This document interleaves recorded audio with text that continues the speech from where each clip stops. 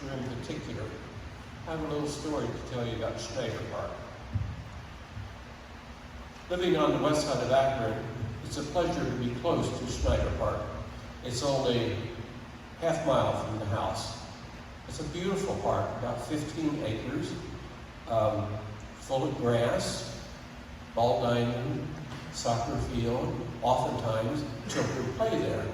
And a lot of people who live in the neighborhood walk their dogs around the park or in the park, one thing or another. It's a real pleasant spot. The picture you see there was shared by one of the local media, Next Door, if you're familiar with Next Door. There's a beautiful shot of a rainbow that's over Schneider Park. You might also remember Schneider Park as that park in the city, right close to Christ United Methodist Church. The building's there, although the congregation has been merged with the church up on North Hawkins. It's a beautiful place to visit. And you know, for the most part,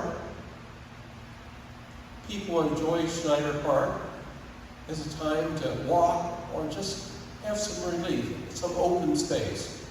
But there's a story with Schneider Park which is very pertinent to the times that we're in. See, Schneider Park, years ago, 150 years ago, it was not a park. It was part of a compound, hundreds of acres, part of which was a farm, and part was the city infirmary, the county infirmary. In other words, it was the poorhouse. People who worked on the railroad, people who worked on the canal, people who worked in the rubber plants, oftentimes they lived in the infirmary. It was not a pleasant place to live.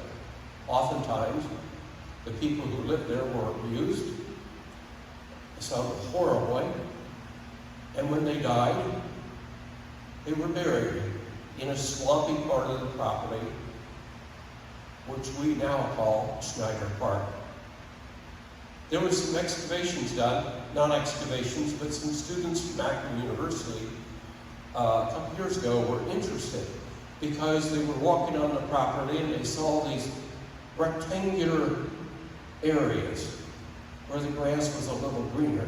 And you know, it was just big enough that you thought maybe a body could be buried there. And there was a lot of spaces like that.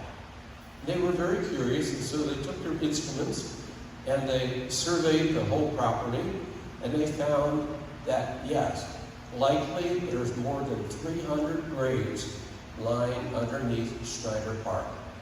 Never been excavated. Could be as many as 400 graves there. Well, in about 1913, there was a fellow named Schneider, and he bought the property. The infirmary was moved to Talmadge. So Schneider bought the property and turned it into a farm. Schneider Park was still a very swampy area. He was very curious about it. Since then, upscale housing has gone around in that whole area. You're familiar with it, I'm sure. Around Mall Avenue, on the east side of Hawkins. A lot of wonderful houses, and still there's these 15 acres where Schneider Park is, underneath which, never fully excavated, are these 300 plus graves. I tell you, for anybody interested in history and enjoying the beauties of nature, to hear a backstory like that, it does something to you. So when I saw this picture of a rainbow over Schneider Park, and remembering the story about Noah, and how they went through this terrible flood, and they were all on board the ark, and then they saw a rainbow when the waters were receding, their hearts were filled with joy, because they knew that their current troubles were only trivial compared with what the future was going to bring. And God set a bow in the sky that all might remember his covenant with all of us, that our future is Christ, and we will come through these times. If you haven't been to Schneider Park lately, please come over. It doesn't cost anything. There is a place to park along the street, and you will enjoy being outside in this beautiful little park. Thank you very much. At this time,